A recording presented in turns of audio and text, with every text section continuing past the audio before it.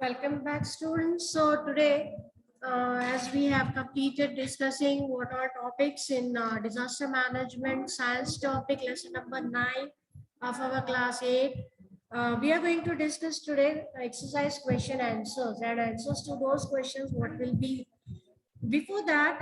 What are all the works that the Indian government is doing in this disaster management field? Let us try to understand. The government of India is actually collaborating with Indian Mountaineering Institute and International Center for Integrated Mountain Development has launched a program to forecast the landslides and its effects. Institute of Geology and World Geological Forum also help for this forecast. Okay. So the first question that we are coming up to, it's a answer that we have to write in short. First one is explain the relation between continuous rain and landslide. What is the relation between rain and landslide that we have to write down? The answer is very simple. We have discussed earlier that natural cracks and fissures present in the hard rocks cause their breaking, especially at the time of heavy rains. And water entering these cracks are going to cause the withering of these rocks. When weight increases, these rocks slide on the slopy region and settle at some lower sides also. So you can see that heavy rains and landslide are related to each other. If there are going to be continuous and heavy rains, you can face landslide also in that same situation. Second question is, we have to prepare a chart of do's and don'ts at the time of earthquake. That also we have discussed with the chapter. We all know that whenever we feel that there is an earthquake, we have to do certain things like we can hide under a table or a bed and take shelter. Then sit, if you are not going to get any shelter, in that case, you can hide at any corner of the room if you are at home actually.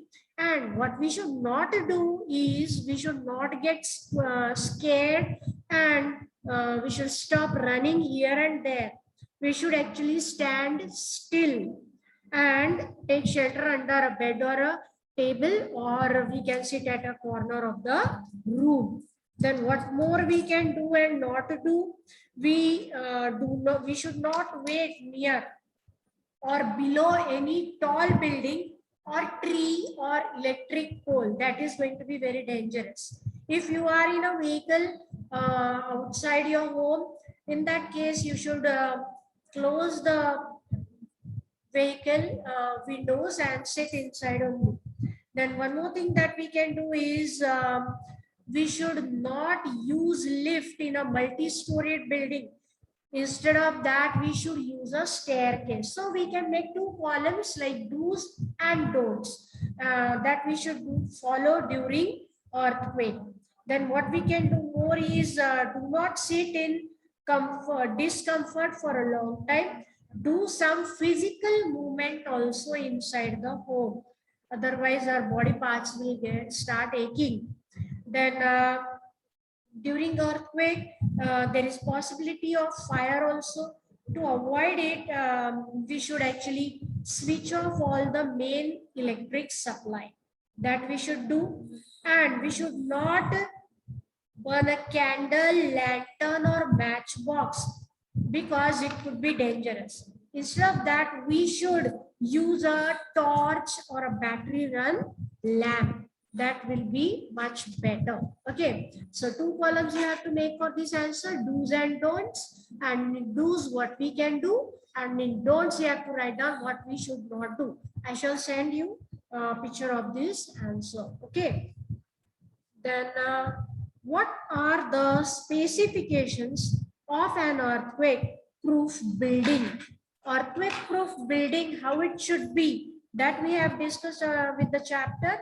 Here, what specifications you have to write down is the construction which do not get damaged due to earth's movement into up to a certain limit, and for that purpose earthquake resistant building should be made. To construct a tall building, Indian Standard Institute has made certain code of conduct.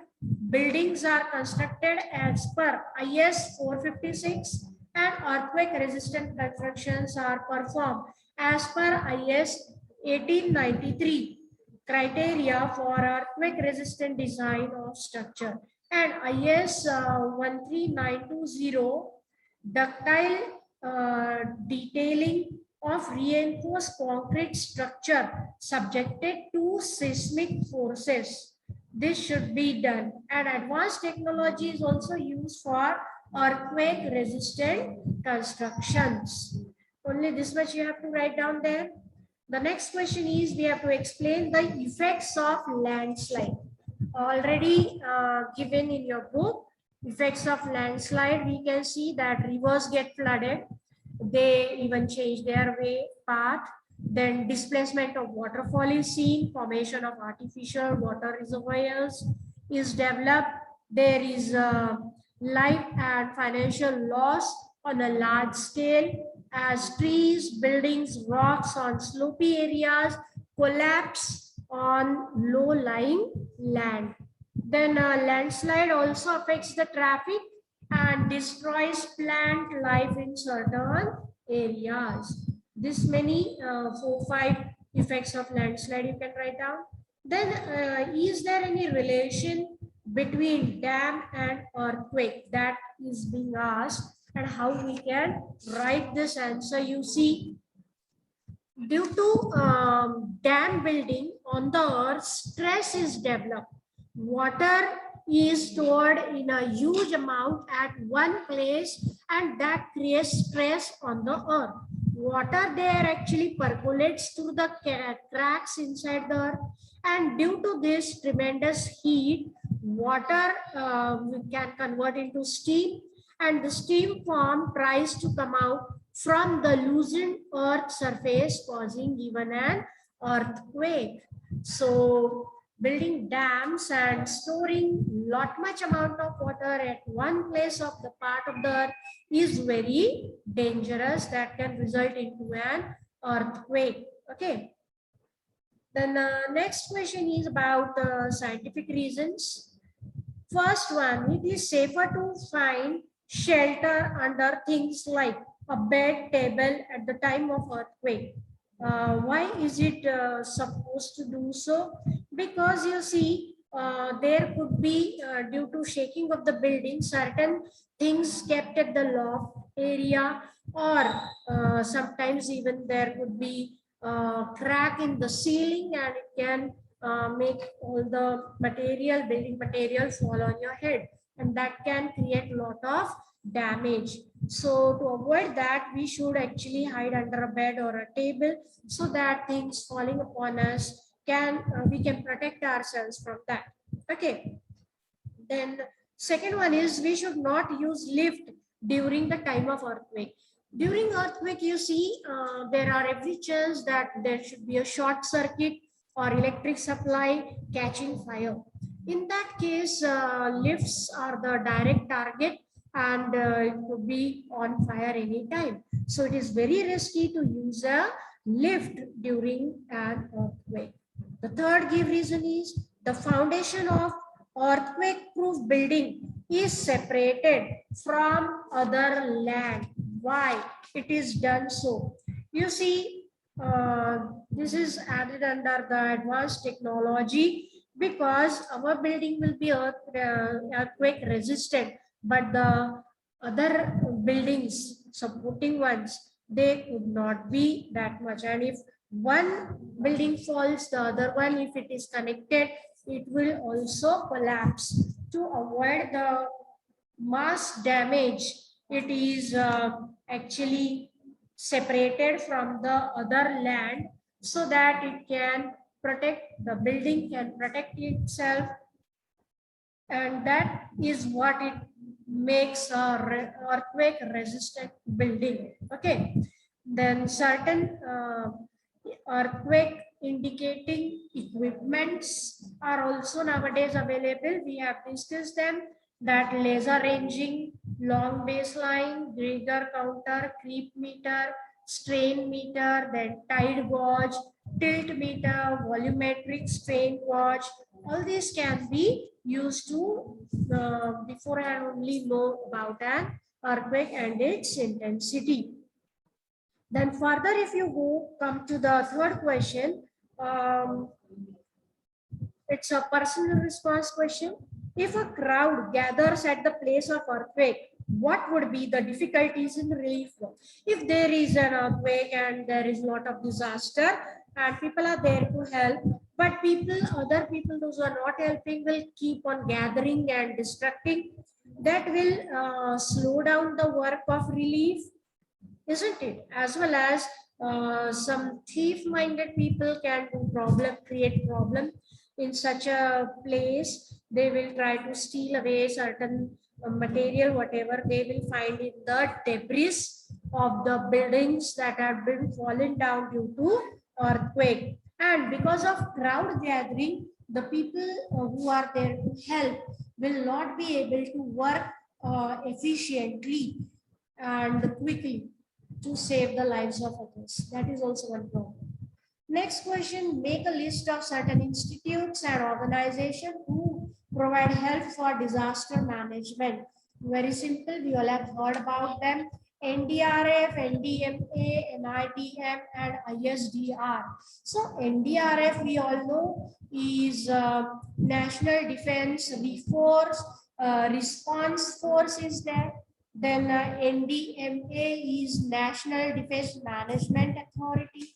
Then NIDM is actually National Institute of Disaster Management, and ISDR is one more institution working on international level. So its name is International Strategy Disaster Reinforcement. So these things, these four, if you write, it's okay. Then further, they have asked you to make a survey of your own school and make a plan of disaster management. You have to study and write down about them point-wise. So in your lesson also about disaster relief planning about a school is already given. From there also you can take certain points or come to the school and see what all is implemented. Is there a fire exit? Is there a what I should say, that fire extinguisher at every store, every level kept in the building to protect the building from fire, then from earthquake, it is resistant or not, the construction and all. You have to gain information. So all these things you have to understand and collect information. It is actually personal response, so no need to write fifth answer. Sixth answer also, you see, you have to collect information from the expert about a landslide in your own area. So I don't think you will be getting much more information about this, about landslides actually happening in the mountainous regions. In our area, it is not so prevalent, always constantly it is not happening. So you won't get much information here. Okay.